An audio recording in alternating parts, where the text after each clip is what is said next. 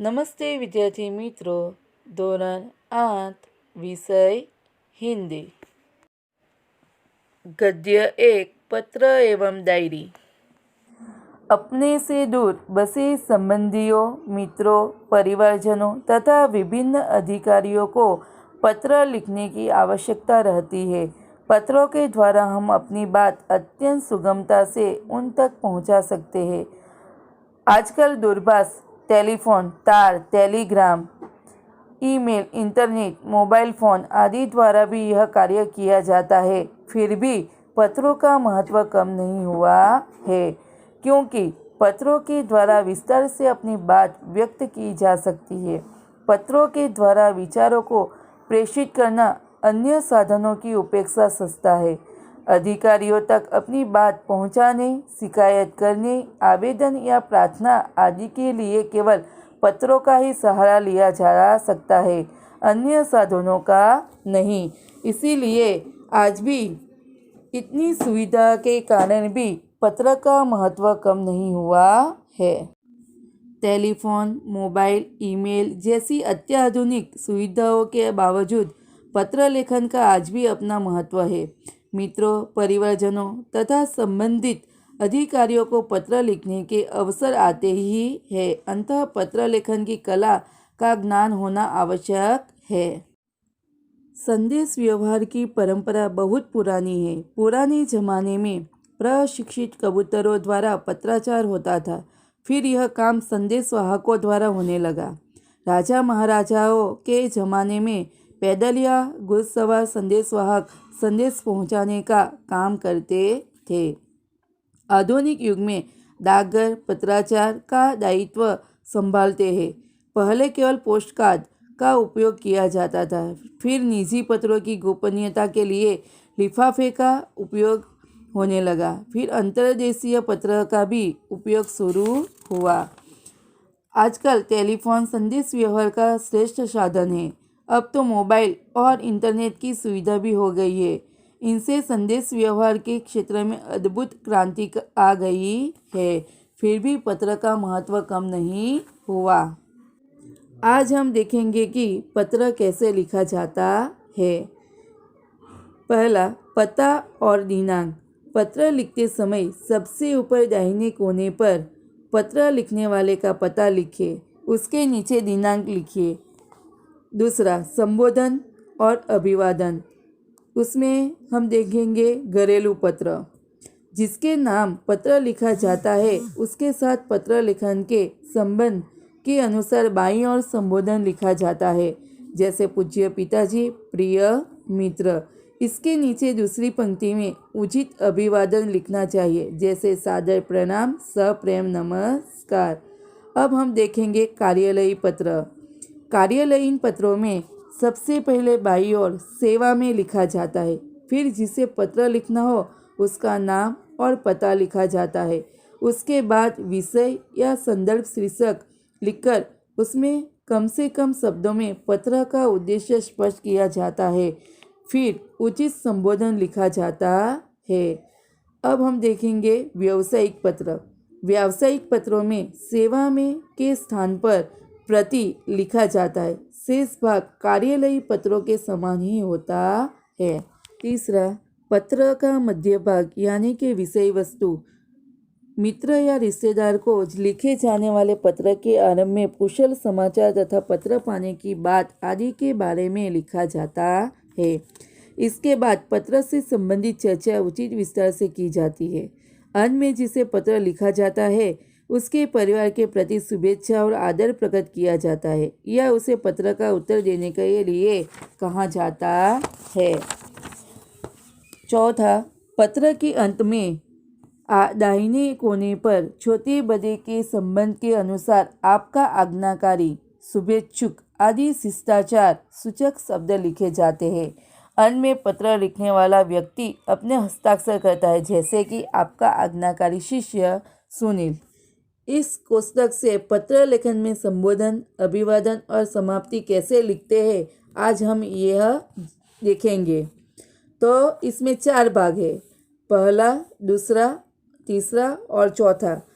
पहले में जिसे पत्र लिखा जाता है दूसरे में संबोधन, तीसरे में अभिवादन और चौथे में समाप्ति।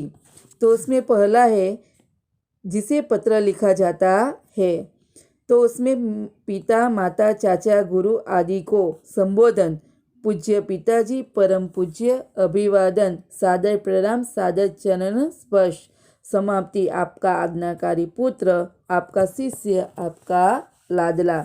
दूसरा, बड़े भाई को, बड़ी बहन को, आदरणीय बड़े भैया, आदरणीय बड़ी बहन, सादर प्रणाम, सादर नमस्कार, आपका स्नेह भाजन, आपकी स्नेह भाजन।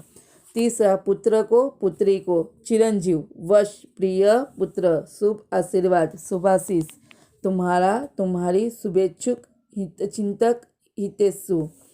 चौथा, छोटे भाई को, छोटी बहन को, चिरंजीवी, प्रिय भाई, प्रिय बहन, प्रिय, शुभ आशीर्वाद, शुभाशीष, तुम्हारा, शुभेच्छुक, तुम्हारे, हितेशु, तुम्हारा भाई। पांचवा, मित्र को, प्रिय, प्रिय मित्र, सप्रेम नमस्कार, सस्नेह नमस्कार, नमस्ते, तुम्हारा ही तुम्हारा मित्र। छठवा, सहेली को, प्रिय सखी, सप्रेम नमस्कार, नमस्ते, तुम्हारी ही तुम्हारी सखी।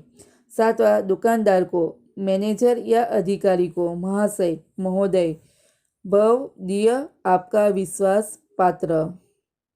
अब हम देखेंगे कि पत्र कैसे लिखा जाता है। पहला पत्र है निमंत्रण पत्र। जन्मदिन के अवसर पर उपस्थित रहने के लिए मित्र को निमंत्रण पत्र। इसमें साहिल शाह अपने मित्र स्नेहल को अपने जन्मदिन के अवसर पर उपस्थित रहने के लिए निमंत्रण पत्र भेजता है। पहले लिखेंगे पता, उसके नीचे लिखेंगे दिनांक और उसके नीचे लिखेंगे संबोधन, प्रिय मित्र स्नेहल। उसके बाद आता है अभिवादन, सप्रेम स्मरण। उसके बाद आता है विषय वस्तु। तुम्हें यह जानकर खुशी होगी कि अगले रविवार को मेरा जन्मदिन है। इस बार तो छुट्टी के दिन ही मेरा जन्मदिन है, इसीलिए मैं अपने सभी मित्रों को बुलाना चाहता हूँ और उन सबको आज निमंत्रण भेज रहा हूँ। तुम जानते ही हो कि सालगिरह का दिन कितने आनंद का दिन होता है। उस दिन हमारे कई रिश्तेदार भी यहाँ आएंगे। बिपिन, साजिद, प्रशांत, सानिया आदि सब अवश्य आएंगे। मैं चाहता हूँ कि तुम भी उस दिन यहाँ जरूर आओ। यदि तुम नहीं आओगे तो हम सबको बुरा लगेगा। हम तो उस दिन सारा समय आनंद में बिताना चाहते हैं। दिन भर भोजन, जलसा, खेल आदि होगा और रात को सिनेमा देखने भी जाएंगे। मुझे आशा है कि इस अवसर पर तुम जरूर आओगे और मेरे उत्साह और आनंद को बढ़ाओगे। उसके बाद देखेंगे समाप्ति, यानी कि शिष्टाचार। तुम्हारे माता पिता को सादर चरण स्पर्श। छोटे भाई कमल और बहन संगीता को प्यार। तुम्हारे आगमन की प्रतीक्षा करूँगा।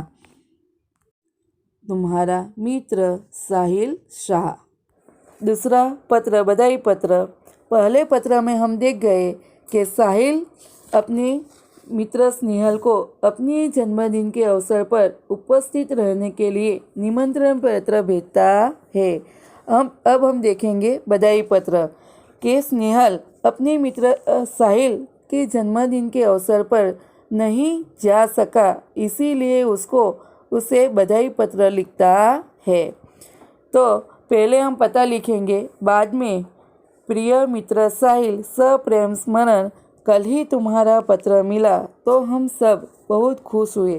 तुम्हारी सालगिरह पर हमने तुम्हारा निमंत्रण भी मिला और यह जानकर विशेष प्रसन्नता हुई कि कल ही तुम्हारी सालगिरह है। इधर माँ कुछ दिनों के बीमार रहती है और पिताजी को तो सुबह 10 बजे ही दफ्तर जाना पड़ता है। दर्शना को भी सुबह स्कूल जाना पड़ता है और वह तो है भी छोटी, इसी कारण घर का बोझ मुझ पर ही है। अब तुम ही कहो, यह सारा बोझ किसको सौंपकर तुमसे आ मिलूं? मेरे दिल में तो बहुत होता है कि इस शुभ अवसर पर उड़कर तुम्हारे पास आ जाऊं, परंतु घर की स्थिति का विचार करके विवश हो जाता हूँ और मन करते हुए भी नहीं आ सकता। तुम तो अब 1 साल बड़े हो गए हो। इस अवसर पर मैं तुम्हें बधाई क्यों न दूं? मैं तो चाहता हूँ कि बार बार तुम्हारी सालगिरह आया करे और हमें खुशियाँ मनाने का मौका मिले। इस मंगल अवसर पर उपस्थित न रह सकते हुए भी मेरे दिल में तुम्हारे लिए शुभकामना है। मैं चाहता हूँ कि ईश्वर तुम्हें चिरंजीव रखे और तुम्हारा नया वर्ष शुभदायी हो। तुम्हारा मित्र स्नेहल।